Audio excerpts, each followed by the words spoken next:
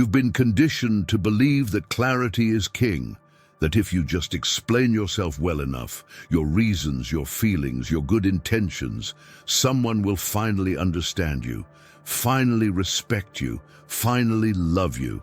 But here's the truth you were never told. The more you explain, the more you shrink. Every time you justify your presence, your boundaries, your silence, you trade mystery for validation. And mystery is the very currency of respect. People don't follow men who explain. They follow the ones who move, who stand, who act without asking for applause. The more you elaborate, the more they measure your fear. And that fear smells like weakness. It smells like desperation, and nothing kills desire faster than the scent of a man begging to be understood. You thought vulnerability was strength. You were told openness builds connection, and sometimes it does, but not when it's soaked in insecurity. Not when every sentence you say is laced with, "I just wanted you to know," or "I didn't mean to offend," because the moment you start defending your own existence, you've already lost control of it. You become a man who performs instead of a man who commands. You become the echo of your intentions rather than the embodiment of them. And every time you try to be transparent, thinking it will bring you closer, you're actually making yourself invisible. The man who explains is the man who seeks permission. And permission, once asked, is rarely respected. You ever notice how the men who rarely speak are the ones people lean in to hear? Why is that? Because silence carries weight. It forces others to interpret you, to guess, to wonder, and wonder is power. But when you explain everything, there's no room for wonder, no room for mystery, no room for leadership, only room for judgment and quiet contempt. Let's get honest. Think about the last time you poured your heart out. Maybe it was a text message too long for her to finish. Maybe it was a monologue in the middle of an argument, listing all the things you've done, all the ways you've cared. And what happened? Did it bring her closer, or did it make her colder? You thought your words would win her back, but words only win when they come from someone who doesn't need to win, someone who could walk away and still be whole. She didn't want your explanations. She wanted your edge, and you filed it down, trying to prove your worth. This is where most men lose the game without even knowing they were playing one. They think love is earned through sacrifice, through availability, through honesty. But love, especially the kind that's respected, is earned through presence, through certainty, through self-governance, and none of those require explanations. Machiavelli understood this centuries ago. He never apologized for power. He never explained his decisions, because he knew that clarity wasn't safety. It was exposure, and exposure invites attack. You think you're being noble by showing your wounds, but you're just feeding your enemy. You're giving them the map to your weakness. And once they know where it hurts, they never forget. That's why you keep finding yourself in the same pattern. You try to be understood. You open up. You lay yourself bare, and instead of closeness, you get distance. Instead of appreciation, you get withdrawal. Because the more you explain, the more you confirm what they already suspected. You don't believe you're enough unless they say so. And that's the worst place a man can be. Not hated, not feared, but pitied.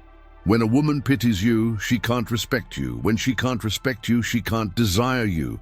And once that desire dies, it's almost never resurrected. You'll try harder. You'll explain more. You'll ask her what went wrong. She won't have the words, because what went wrong isn't something you said. It's what she felt. She felt your need. She felt your insecurity. She felt the absence of gravity where there should have been grounding. And that's not something you can patch with better communication. That's something you only fix by becoming unexplainable. Because the truth is, the men who are most respected are not the most open. They are the most rooted. They are the ones who make decisions and move, who don't overshare, who don't overtext, who don't overstay. They don't try to be liked. They don't try to be understood. They simply are. And that presence, that quiet certainty, it shakes the room. It makes people adjust to them. They don't adapt. They don't plead. They don't justify. They stand. That's what she's craving. Not your transparency, not your good intentions, not your explanations. She wants to feel the strength of a man who doesn't flinch, who doesn't tremble at the thought of being misunderstood, who doesn't chase emotional clearance like a boy looking for a gold star. You've been selling your soul for validation. And the tragedy is, the more you sell, the less they want to buy. Because no one admires a man who's always on sale. They admire the one who knows his price and never lowers it, especially not to be chosen. So now the question becomes, can you stop explaining? Can you let go of the addiction to being liked, understood, accepted? Can you sit in the discomfort of being silent, even when you feel the pressure to speak? Because the man who wins is the man who can hold his frame when everyone else is falling apart. And when you master that silence, that groundedness, everything changes. She leans in. People lean in. Not because you made them, but because they feel they have something to earn from you, not something to take from you. You stop chasing respect and start commanding it. And that is the beginning of a power that doesn't need to speak to be felt. Most men don't realize when they cross the line from confidence to compensation. It's subtle. It happens in the tone of your voice, in the pacing of your messages, in the way you pause to see if she'll react. You think you're being attentive. You think you're being respectful. But in her subconscious, you're signaling something else entirely. You're proving you don't believe you're enough unless she confirms it. She might not say it out loud, but she feels it. Every time you double text, every time you over-explain why you were busy, every time you say, just wanted to check in, you're slowly telling her you're not the kind of man she has to chase. You're the kind she has to manage. And women don't desire what they manage. They desire what they can't quite grasp, what feels just out of reach, what doesn't explain itself into submission. And so you fall into the role you never intended to play. The man who is always there, always available, always apologizing for existing. You become the emotional valet, the man who holds the door, carries the baggage, and waits for validation like a tip that never comes. And she sees it, not with cruelty, not even consciously, but with detachment.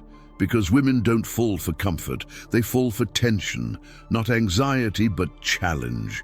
The energy of a man who doesn't need her to be okay in order to stay himself. That's the masculine polarity she's biologically wired to respond to. Not the man who asks if she's okay every 5 minutes. Not the man who explains that he didn't mean to offend her. But the man who can walk through a storm and remain unchanged. Not indifferent, but centered. Not passive, but unshaken. That's why the man who explains too much always loses power, because she doesn't feel safe with someone who's unstable in his own identity. And that's what over-explaining is. It's a declaration of identity weakness. It's you saying, I'm only okay if you're okay with me. And once she senses that, even if she doesn't fully understand it, the attraction begins to decay. Because in every relationship, a silent negotiation is happening. One person is setting the tone, the frame, the emotional temperature. The other is reacting to it. And when you're the one constantly explaining, constantly seeking clarity, constantly trying to adjust to her reactions, you are not setting the tone. You are chasing it, you are reacting. And in doing so, you are surrendering leadership without even noticing. You tell yourself you're just being a good communicator, but real communication is not about talking more. It's about saying less with more weight. A single glance, a well-timed silence, a confident decision made without needing consensus, that communicates more powerfully than 1,000 explanations ever could. And the irony?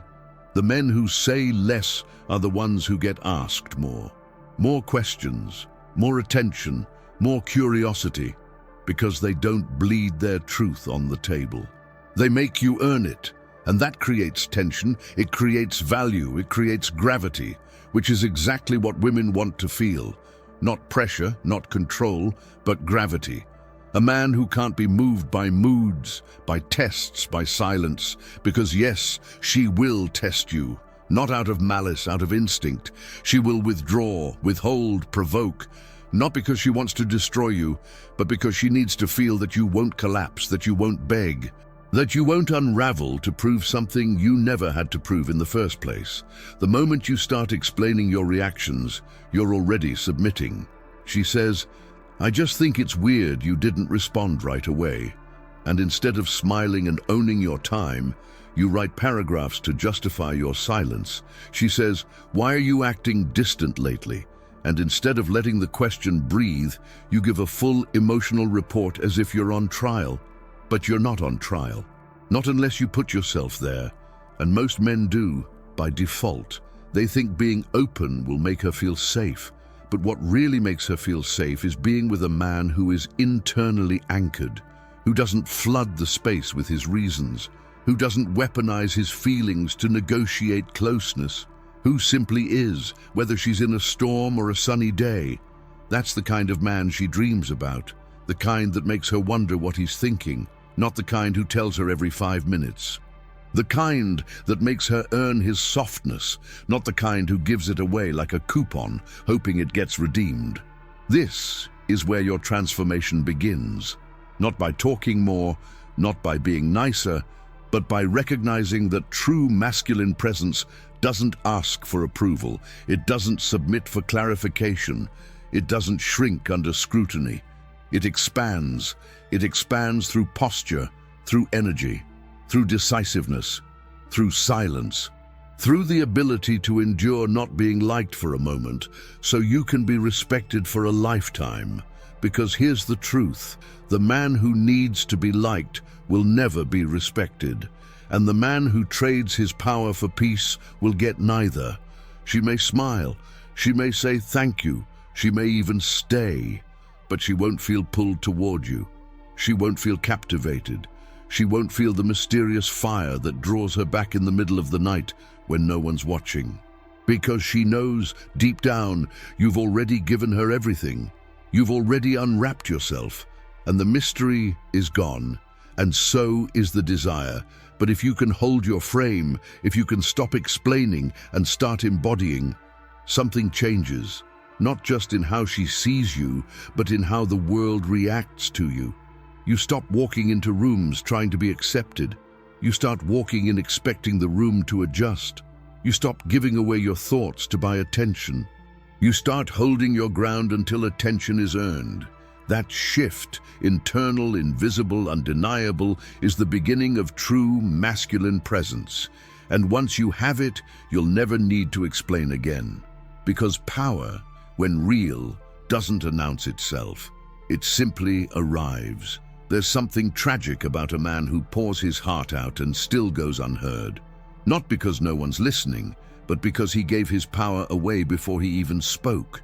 You think your words will convince her.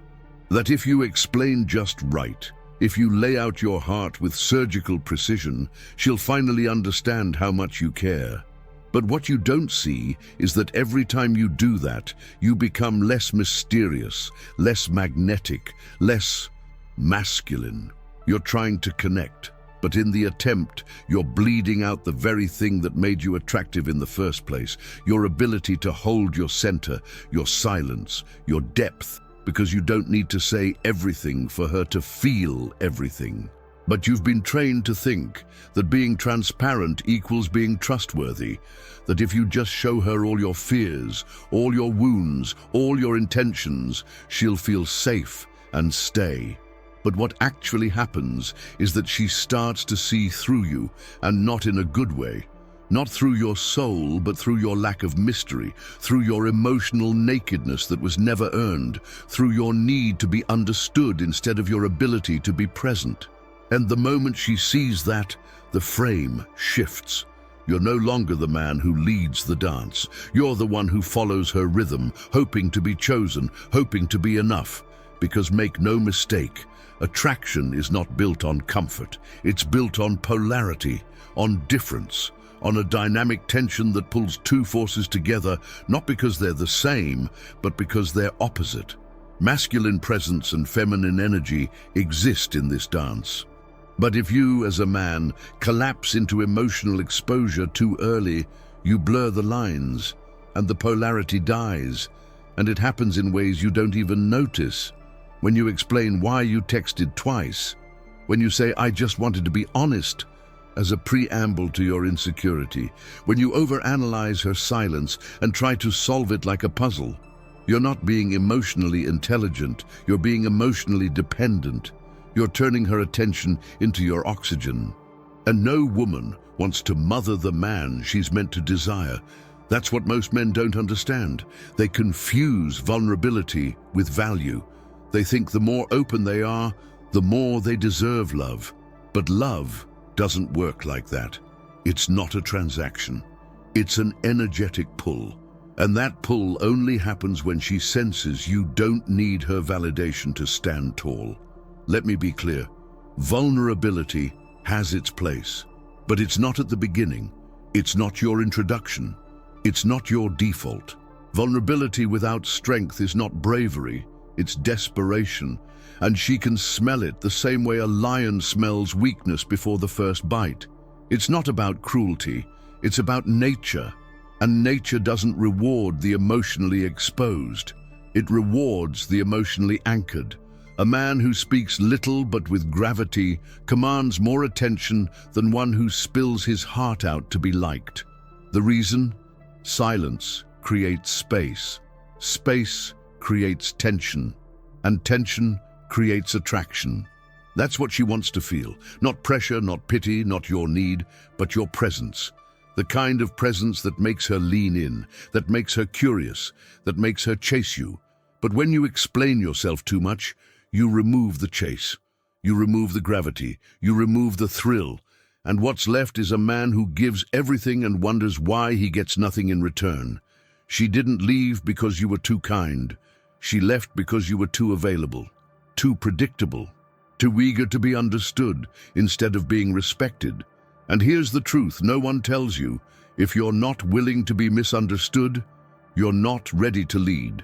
Because leadership isn't about explaining your way into agreement. It's about embodying a frame so clear that others either follow it or fall away. And if she falls away, good. That's not rejection, that's filtration. You don't want a woman who needs your weakness to feel superior. You want a woman who meets your strength with admiration. But that only happens when you stop asking for permission to be powerful. You don't need to justify why you didn't reply right away. You don't need to give a backstory every time you take space for yourself. You don't need to prove that you care with emotional essays. What you need is to stand still when the storm hits, to look her in the eye without flinching and say nothing because your presence already said everything. That's what changes the game. That's what flips the dynamic. Not words, not declarations, but the quiet confidence of a man who doesn't fear being doubted because he doesn't live to be understood. And if you're thinking, but won't she think I'm cold? That's the point. Let her. Let her question. Let her feel the weight of not knowing exactly where she stands. Let her earn your inner world instead of being handed the keys on the first date. Because the man she respects is the man who makes her rise to meet him, not the one who kneels to explain himself into love. That's not cruelty. That's standard. That's self-respect. That's polarity. And that's the only thing that keeps desire alive. You might think that being transparent makes you honest, that sharing everything you feel in real time makes you authentic. But the truth is, constant emotional exposure isn't a strength. It's a strategy of survival. A habit born from the fear of abandonment, from the unconscious belief that if you just open up enough, if you're vulnerable enough, someone will finally stay. But here's the catch. No one stays for what's given too easily. They stay for what must be earned, and that includes you. If you're the kind of man who constantly explains why you did what you did, who over-justifies every silence, who sends messages followed by messages explaining the first message, then you're not leading a relationship. You're chasing its approval. And the more you chase, the further it slips, because every ounce of effort you put into being seen comes at the cost of being respected. Women don't crave emotional lectures. They crave emotional gravity. A man whose presence is felt before he even speaks, whose energy says, "I don't need to convince you, I know who I am." That's not arrogance. That's masculine clarity. And clarity is what creates space for her feminine to relax. Because if you're always the one emotionalizing, processing, decoding, then you're occupying her role. You're stealing her polarity, and she will resent you for it, even if she doesn't know why. You see, emotional leadership isn't about dumping your feelings. It's about holding them, not hiding, but mastering. It's about choosing when to share and when to remain silent, not because you're distant, but because you understand timing. You understand the dance, and you understand that desire is a fire fed by mystery, not confession. Think about the movies you love, the characters you respect. None of them explain themselves endlessly. They don't tell you what they're feeling every minute. They show restraint. They make you lean in. They create intrigue. That's not manipulation, that's influence. And influence is what turns a man from a partner into a presence, from someone who's nice to be around into someone who's unforgettable. Now let's be honest. If you're the man who's always talking about your intentions, explaining your past, hoping she understands where your heart is, then you've already sensed it doesn't work. You've seen her eyes glaze over. You've felt the energy drop. You've noticed how, instead of becoming closer, she becomes colder, and it confuses you because you thought you were doing everything right. But that's the trap. You were being emotionally correct, not emotionally compelling. There's a huge difference between clarity and insecurity. Saying what needs to be said with calm confidence is different from oversharing to win sympathy. And the moment your words start begging for understanding, instead of standing as statements of self, you've entered emotional debt. You're no longer communicating, you're campaigning, and no one desires the man who's trying to win votes in his own relationship. That's why most nice guys lose, not because they're not enough, but because they don't know how to hold back. They've been told that silence means repression, that distance means detachment, but it doesn't. It means power. It means sovereignty. It means that not every thought needs to be aired like laundry, that sometimes strength is found in not saying what you feel because you don't need anyone to fix it. And here's where it gets even more brutal. When you talk too much, you teach her how to treat you. You show her that your inner world is open for inspection at all times. You set the frame where you're always the one proving yourself, always the one on trial, always the one defending your position. And the more you do that, the more you become her emotional pet, not her emotional equal. She starts testing you more, pushing boundaries, not because she's cruel, but because she's searching for the edge of your power. And if you don't have one, if you fold every time, explain every move, apologize for your masculine instincts, then she starts to lose trust. Not because you're bad, but because you're soft. And no woman wants to surrender to softness. She wants to surrender to strength. Calm, unwavering, unapologetic strength. That's the core. You don't need to yell. You don't need to be stoic to the point of being a statue. But you do need to own your presence, to hold your posture even when she's emotional, to stay grounded when she throws chaos, to be the anchor, not the one drowning with her. Because if you're not the anchor, she won't feel safe. And if she doesn't feel safe, she'll test you more, not consciously, instinctively. And every time you explain yourself, overshare, or try to calm her through words alone, she sees a man who's still trying to earn what he should already embody. You want to be irresistible? Then start with holding. Start speaking only when it adds value. Let her ask. Let her be curious. Let her wonder. The man she dreams about isn't the one who answers every message instantly with paragraphs of emotion. It's the one who leaves space, the one who gives her the experience of chasing clarity. That's where desire lives, in the gap between what she knows and what she feels. What most men don't understand is that mystery is not a game. It's a boundary. It's a silent contract that says, I value my internal world enough not to lay it bare for free. When you explain yourself too much, when you justify every thought, emotion, or absence, you are unconsciously teaching others to expect explanations as payment for your presence. You become predictable. And predictability, no matter how noble, is not attractive. Attraction is built in tension, in the pause, in the unspoken, in the ability to let discomfort breathe without rushing in to rescue everyone's feelings. A man who has mastered restraint is not withholding love, he's commanding it. Because his silence doesn't scream insecurity, it whispers, pay attention. Let me tell you about Daniel, a good man, always responsive, always available, always explaining his heart, his reasons, his wounds. He thought that his vulnerability was the glue that held his relationships together. But over time, every woman he opened himself to seemed to lose interest, slowly, silently. One morning, she stopped replying with emojis, then with sentences, eventually with words at all, and Daniel couldn't understand it. I gave her everything. I was honest. I showed her my soul. Yes, Daniel, and that's exactly why she walked away, because you gave her everything before she had to earn anything. You didn't hold the gate. You didn't protect your own mystery. You just opened up the temple and assumed she would value it. But people don't value what's easy. They value what's rare, what's guarded, what challenges them to rise. Here's something few will tell you. Women don't fall in love with availability. They fall in love with emotional depth that must be earned. They fall in love with the man who has layers. The one who can hold eye contact without blinking, who can sit in silence without fidgeting, who can walk away without explaining. Not because he doesn't care, but because he doesn't need to prove that he does. That's the paradox of masculine power. The more you explain it, the less of it you actually have. A woman will test you with emotion. She will cry. She will get angry. She will go cold. And in those moments, the man who rushes to explain himself loses her respect.